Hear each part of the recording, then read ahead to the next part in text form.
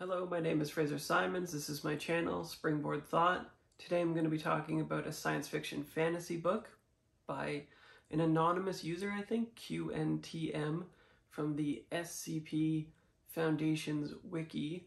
Initially serialized these posts, and it is now compiled into a book. There is no Antimemetics division. So on the back, it kind of aptly summarizes what an antimeme is.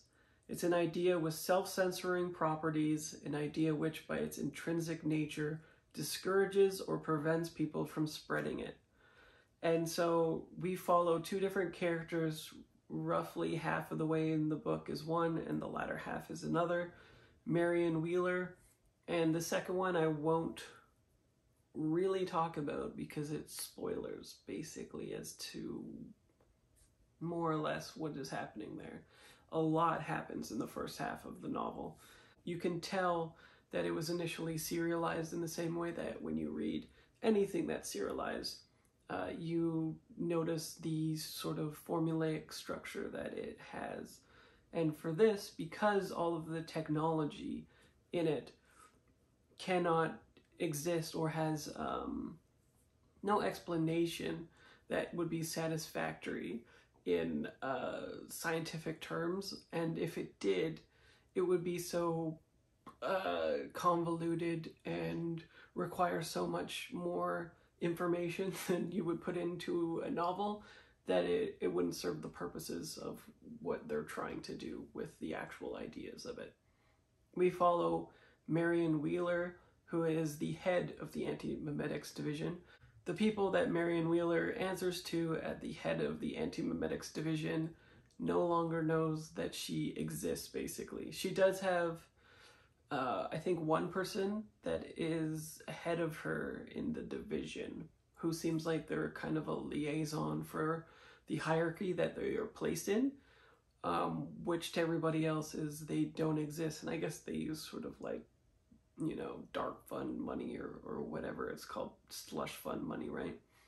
Because I don't know where else their budget is coming from. It seems like an accountant at least would know what is happening, but perhaps they have antimemetic or antimeme for that, and the accountant doesn't realize it or something. Who knows? Anyway, you're not supposed to interrogate a lot of the questions that come up. I think in this book it's meant to be mostly fun, and most of the satisfaction comes from the allegory that is happening. So Marion is combating forces that most people don't understand. Maybe she doesn't even understand it. The idea of their workflow at this foundation that she runs, though, is that they have internalized certain processes that allow them to deal with situations that they think on their feet with, so that even when they encounter things that they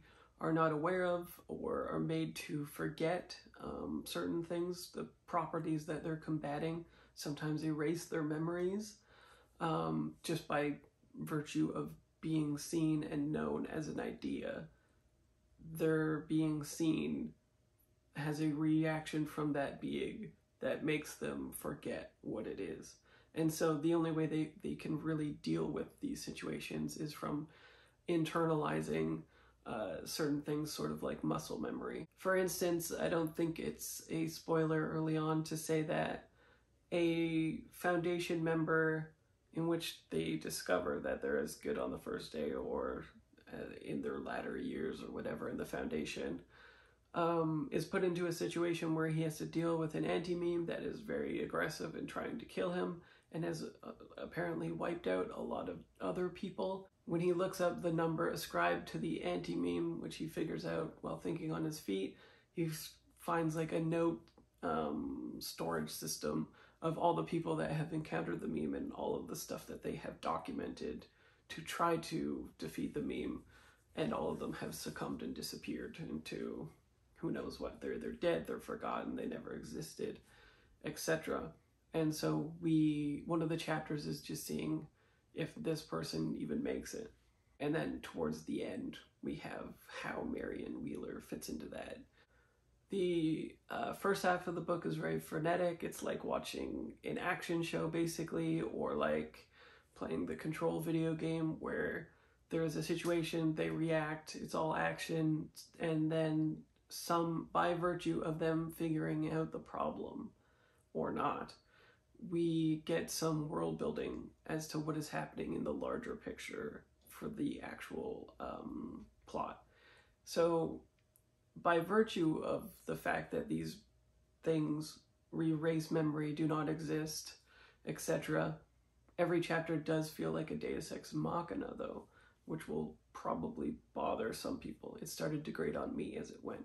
I went from, wow, this is so cool, these ideas are so interesting, to, let me guess, there's something that's going to happen here that will completely change the perspective Marion has on what's happening, and she'll have to deal with it, and she'll have, no preparation other than what she has internalized. It's not too bad because the book is only 240-ish pages, I think. It is very small type and on very small sized format, though, so I would recommend actually consuming it as an ebook if you can. Or I believe this author also has all of their work available for free online too. So I think you can consume it in multiple ways. What eventually starts happening, though, is you start piecing together the meta-narrative, and there is usually always a pretty cool concept or idea that is introduced. And I like the idea of anti-memes themselves, like you having to combat an idea that is both camouflaged or erased from your memory or doesn't exist or outside the actual perception of humanity, which Foundation members combat by having a medication that they take that similarly doesn't exist. Basically, they have to prod the pharmacist at their local place that carries it in base to go check for it, because a property of the thing that they have made is that it doesn't exist, so that the things that they're combating don't know that it exists as well. So as you can tell, a lot of this is just go with it. And as alluded to, you will not be able to predict within the craft work of each arc or chapter what will happen, because everything is resolved by way of you not knowing / Marion not knowing, or whichever character not knowing what is happening either. Each chapter feels like it could use some more scaffolding with craft work for how I like to consume stories, but it makes a lot more sense when you know that it's a serialized fiction.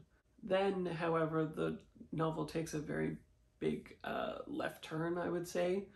Instead of the frenetic action type stuff happening, it slows way down into Marion's past and other specific character that would be a spoiler, and sort of even becomes meandering sometimes. There's a lot less action. It becomes more about getting to a point in the fiction from a different perspective than was established at the end, which has its own sort of satisfaction, but also feels like it retreads a lot of ground sometimes. And sometimes it literally does. Because probably it was serialized, the author reiterates what has happened before, sometimes verbatim, which is sometimes, quite frustrating because you're not consuming it quite a lot of time later. What I'm happy to say, though, is that all of the problems that I have with the book, conceptually and structurally, do feel at least merited and interesting by the end. The book went from a 5-star, 4-star to a 3-star read, where it just pulls it off for me. Just because the actual structures of each chapter does great after a time. The prose itself are pretty uneven, is what I would call it. Sometimes they're quite good. Sometimes there's some sophomoric problems, such as show don't tell problems. There's a lot of telling the reader what Marion feels without just showing it on display. And similarly for all the other characters that are involved as well. It feels very exposition heavy sometimes. And there is a lot of, maybe not a lot, but there's a few introductions of, again, Deus Ex Machina type technologies, even if it's not used to rectify a conflict. It's there as world building, but similarly seems to just come out of nowhere. It feels like the ideas and the concepts in this book are far more interesting than some of the craft work that's going into the actual stories are, even though the overall plot will keep you, I think, interested. It's hard to stay invested when the book purposely makes it so that you cannot anticipate anything that's happening continually for the entire book. The most interesting part of the book for me was that it literalizes ideas and embodies them in some cases, so that we can conceptually sort of understand the quantifiable value of a certain idea against another one, and them doing battle is, you know, like a fun and interesting concept, as well as some of the world building that takes place that kind of like goes into almost like conspiracy theory territory in a fun way. And I think the resolutions for some of the conflicts are actually genuinely fun. If you don't care if your science fiction is exceptionally literary, this might be for you. And if you want something fast-paced, at least for the first half of it. And if you're a huge fan of Control, which I am and how I heard of it, this fiction has a lot of ties back to like the Lost Room, for instance, where ordinary objects have like exceptional and unexplainable properties to them. And it has a lot of paralleling to something like X-Files, even though there's a joke in the book that Marion Wheeler hates X-Files because they don't do things properly and don't trust each other and a whole bunch of other stuff like that. But if you imagine like the Lost Room with the X-Files, and then put like a frenetic pace on it and put more interesting conceptual ideas into it, then that would be this book, I think. So if that appeals to you, pick it up. Anyway, that'll do it for me. If you've read this book or other stuff from this SBC Foundation Wiki, which I know nothing about whatsoever, feel free to comment, let me know, recommend me something. I'm always up for a chat, and I'll talk to you next video. Bye.